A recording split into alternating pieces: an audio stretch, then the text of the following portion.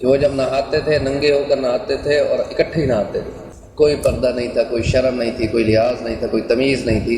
لیکن موسیٰ علیہ السلام اللہ کے نبی تھے، تو موسیٰ علیہ السلام الگ تھلگ ہو کر، کوٹ میں ہو کر، پردے میں ہو کر نہاتے تھے۔ اعوذ باللہ من الشیطان الرجیم، بسم اللہ الرحمن الرحیم۔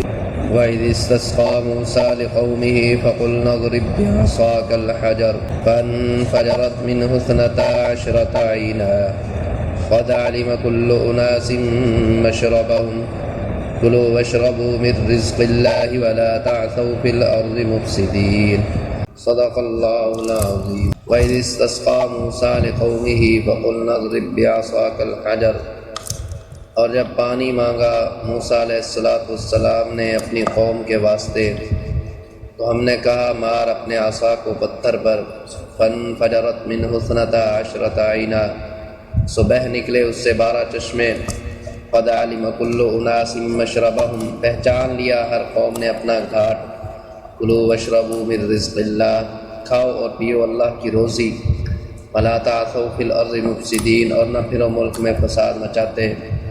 اس سے پچھلے رکوع میں بنی اسرائیل جب وادی طی میں پہنچے تو اللہ تبارک و تعالیٰ نے انہیں کہا کہ قوم عمالقہ جو شام پر قابض تھی، فلسطین پر قابض تھی، ان سے جہاد کرو اور ان سے اپنا ملک لے لو، وہاں رہو، عیش و عشرت سے تمہیں رہنے کے لیے ایک شہر مل جائے گا۔ تو انہوں نے کہا نہ بابا نہ، ہم سے تو یہ نہیں ہوتا، وہ تو بڑی لڑاکو قوم ہے، ہم تو ان کے خلاف نہیں لڑ سکے۔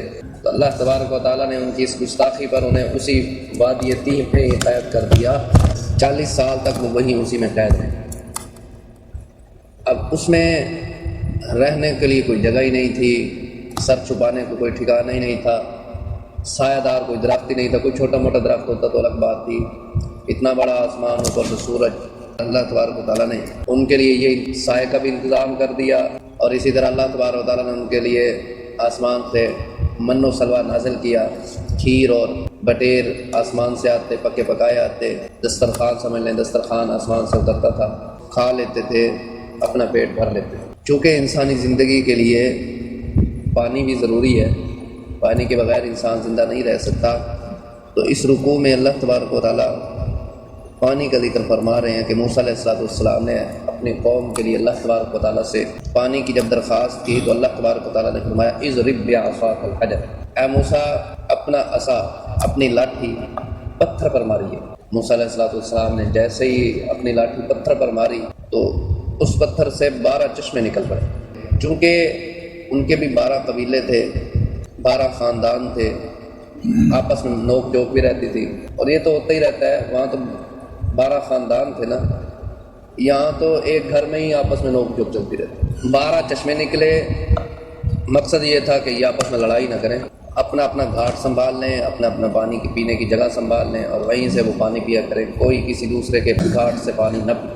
پتھر پر عصا کا مارنا ہی تھا کہ پتھر سے پانی بہہ نکلا۔ اب وہ پتھر کون سا تھا؟ بعض علماء فرماتے ہیں کہ وہ عام سا ہی پتھر تھا، ایسے سامنے پڑا تھا۔ موسیٰ علیہ السلام نے اللہ تعالیٰ سے درخواست کی پانی کی، اللہ تعالیٰ فرمایا یہ جو پتھر پڑا ہے نا، اس پر اپنی لاٹھی مارو، اس سے پانی نکل آئے گا۔ بعض علماء فرماتے ہیں کہ نہیں، یہ کوئی عام پتھر نہیں تھا، یہ وہی پتھر تھا جو موسیٰ علیہ السلام کے کپڑے لے کر بھگا۔ وہ واقعہ بھی بڑا عجیب ہے۔ موسیٰ علیہ السلام بنی اسرائیل کے ساتھ رہ رہے تھے، ان کو سمجھاتے بھی۔ ان لوگوں میں ایک بری عادت یہ بھی تھی کہ وہ جب نہاتے تھے ننگے ہو کر نہاتے تھے اور اکٹھے ہی نہاتے تھے، کوئی پردہ نہیں تھا، کوئی شرم نہیں تھی، کوئی لحاظ نہیں تھا۔ لیکن موسیٰ علیہ السلام اللہ کے نبی تھے، تو موسیٰ علیہ السلام الگ تھلگ ہو کر، کوٹ میں ہو کر، پردے میں ہو کر نہاتے تھے۔ ان میں یہ باتیں ہونا شروع ہو گئیں کہ موسیٰ علیہ السلام میں لگتا ہے کوئی عیب ہے، کوئی بیماری ہے، اس وجہ سے تو یہ ہمارے سامنے نہیں نہاتے۔ پوری بات جو ہوتی ہے وہ آنن فانن پھیلتی ہے، چٹکیوں میں پھیلتی ہے۔ اللہ تبارک و تعالیٰ کو یہ منظور نہ ہوا کہ میرا نبی ہو اور اس کو اس طرح بدنام کیا جائے۔ تو موسیٰ علیہ السلام ایک پتھر کی اوٹ میں ہو کر نہا رہے تھے، وہ پتھر موسیٰ علیہ السلام کے کپڑے لے کر بھاگ گئے۔ پتھر کو اللہ کا حکم تھا، اللہ کا حکم جس پر مرضی آ جائے۔ موسیٰ علیہ السلام اس پتھر کے پیچھے بھاگے، کہہ رہے ہیں وہ پتھر میرے کپڑے دے دے، وہ پتھر میرے کپڑے دے دے، لیکن پتھر کو تو اللہ کا حکم تھا۔ وہ پتھر وہاں جا کر رکا جہاں قوم بیٹھی تھی، سب نے دیکھا کہ موسیٰ علیہ السلام میں کوئی عیب نہیں، یہ وہی پتھر تھا۔ اسی پتھر پر موسیٰ علیہ السلام نے اپنا عصا مبارک مارا، پانی بہہ نکلا۔ کھانے کو من و سلوہ نازل کیا اور پینے کو اللہ تبارک تعالیٰ نے چشمے جاری کر دیے۔ تو یہ اللہ تبارک تعالیٰ کا کتنا بڑا فضل کرم تھا اور احسان تھا۔ لیکن قوم تھی کہ ناشکری تھی.